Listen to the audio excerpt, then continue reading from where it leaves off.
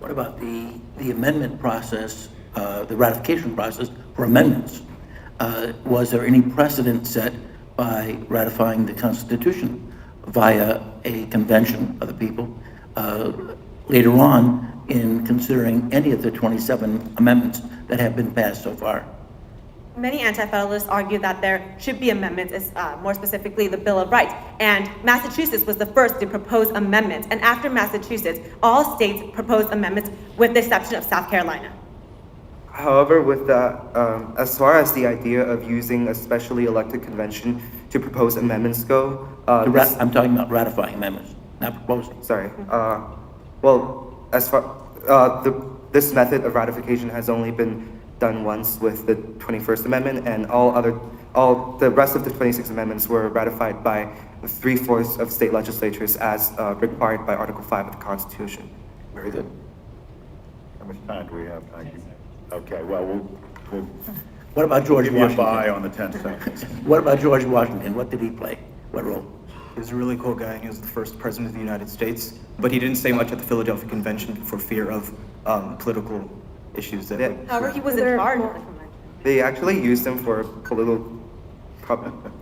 What was that? for political propaganda, because in Massachusetts there was they published a calendar with George Washington and Chariot and the Constitution underneath, so it was basically a huge endorsement for the Constitution. Thank you.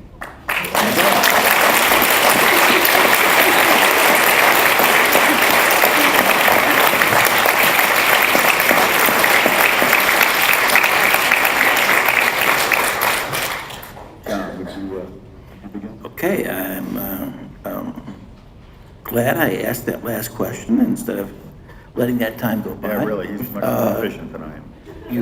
I'm surprised you knew the Brinkerhofer Almanac here, the picture of Washington. That's a real bonus for you.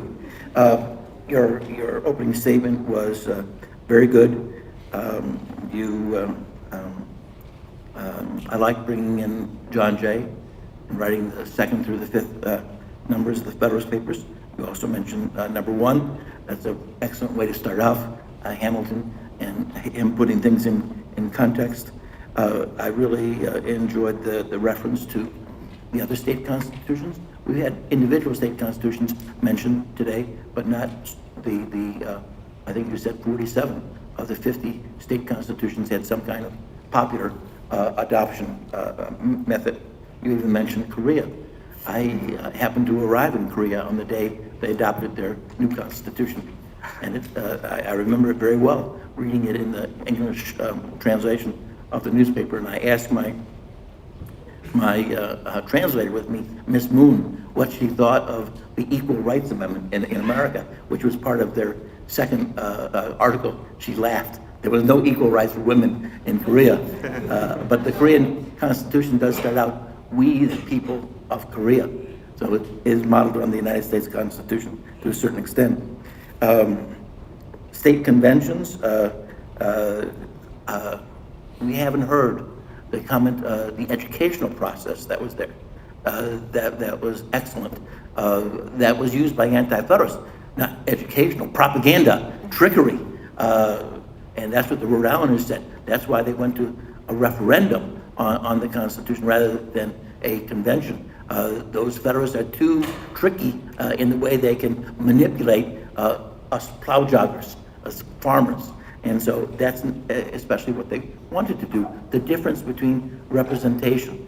Edmund Burke said a representative goes and is intelligent, listens to the argument, and then makes up his mind, not going there just to deliver a message. So that was a nice point to make out.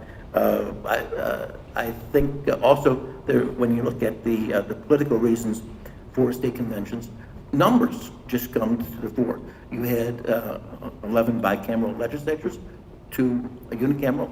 That means 24 bodies that you have to go through. If you go to the conventions, that's only 13. You need 9. So you need 9 versus 18 political bodies to get through. So the numbers favor going through a convention. Also, all those people who are not in the legislature, George Washington, John Hancock, George Clinton, governors, that say wouldn't take part if the legislatures were considering, but they can be elected to the convention. So you get some big-name individuals who might be very important. I like your reference to Roger Sherman and to Massachusetts and to General Thompson. Whoever cites General Thompson at this, nobody ever cites General Thompson. So again, you and I know General Thompson, but nobody else does. You get a star for General Thompson, and he's very happy you cited him. Pseudonyms, you get another star on pseudonyms. You missed something though, and that's because you're not acquainted with it today. You see a lot of name calling and mudslinging in our propaganda today. Our education that we're getting from the media of all kinds. But what we don't have today that they had back then was dueling and caning. You might want your anonymity and not getting involved in personal things when it might cost you a duel and might cost you your life. You can tell I enjoyed your comments a great deal. So you did a terrific job. Yeah, I enjoyed them very much as well. I thought you hit a lot of the questions out at the park. You very good answer to Madeline's question about the early states, and you even knew the votes in Delaware, New Jersey, and Georgia, Winston. Frankly, John probably knows whether you're right or not. I don't, but you sure sounded authoritative, and so He was. I'm crediting it. He was. He gets a star. Good. In our answer to John's question, you knew about that that all of the amendments had been ratified by legislatures except one, and I think you had. I think you got that. You knew which one. And I also thought that your answer on Massachusetts and the class, putting it in class terms, or whoever did that, was very good. The only sort of bone I would pick, and it's not really it's not a criticism, and for the caning and the dueling, I guess, is a good enough reason to want to be anonymous, but I think we should be more suspicious or more reserved about letting people voice opinions anonymously. And of course, it's now an issue with internet posts, and it's not clear to me how the doctrine of popular sovereignty that seeks to make sure that everyone's voice is heard can be accomplished if you don't know whose voices they are. And so there's no way to assure that in fact everyone's voice is being heard. But anyway, I find that an interesting issue, and I appreciated your comments. Well, I too thought you had a wonderful opening presentation, and throughout the presentation, your opening statement and your follow-up question responses, you have a tremendous amount of energy and a tremendous amount of passion for the topic. I too thought you had excellent supportive documentation. When it came to the ratification conventions of small states, I think you did a great job, but the one point I was looking for in the congressional benefit was that we had equal representation in the Senate. That was a really major concern for the smaller states. I was impressed that someone noted that there were several members of the federal convention who participated in the ratification convention, and in Delaware, of course, there were 2 who did so.